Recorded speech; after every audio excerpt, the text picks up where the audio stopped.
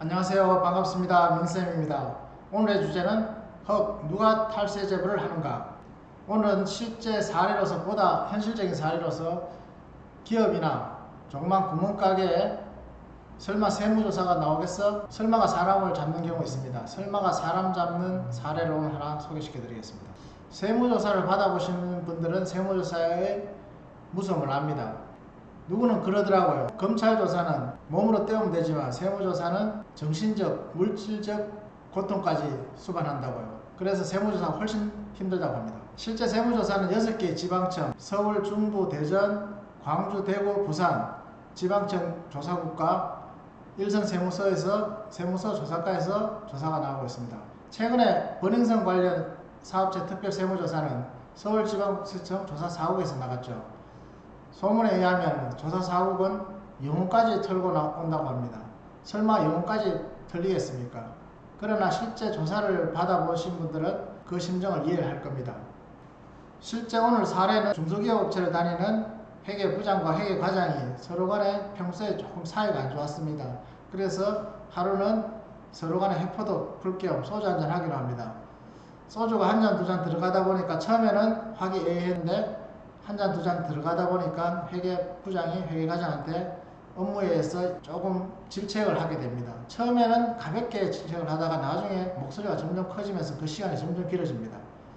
회계과장이 듣다가 참다 못해 회계과장도 목소리가 커집니다.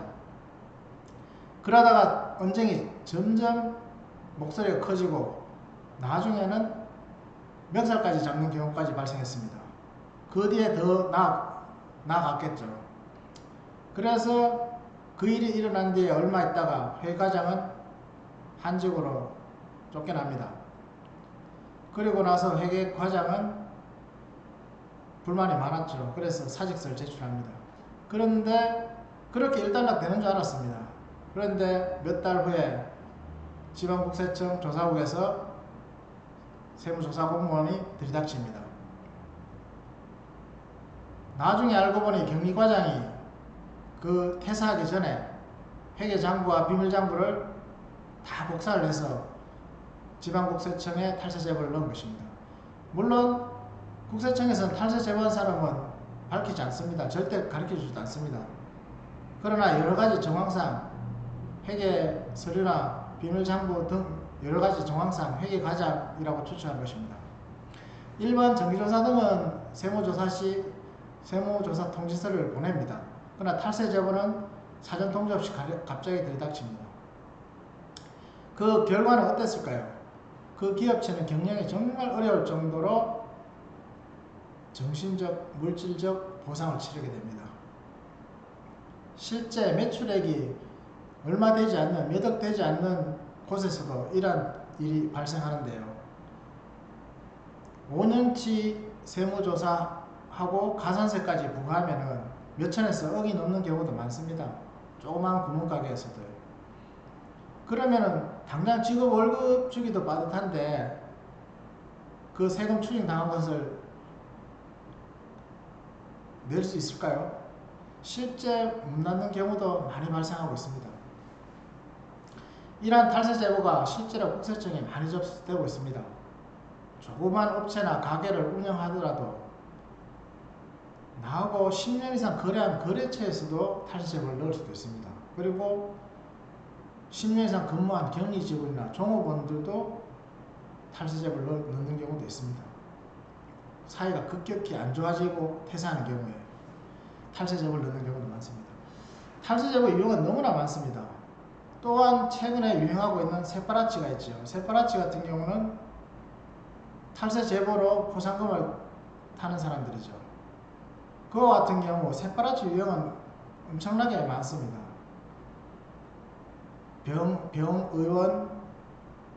병의원의 의사, 그리고 변호사 등 사자 직업들, 그리고 금은방, 공구상가, 자동차 매매상가 모든 업종에서 다 존재합니다.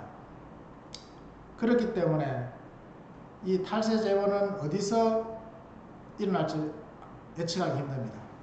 결론적으로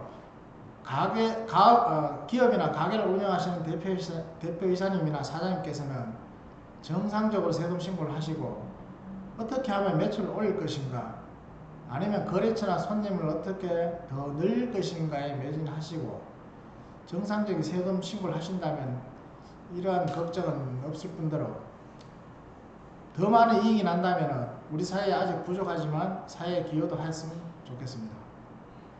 다만 과거에 관행적으로 해오던 잘못에 의해서 가장 가까운 주변인들에 의해 탈세제보 신고로 상당한 고통을 겪는 분들도 현실적으로 많다는 것도 알아두시기 바랍니다.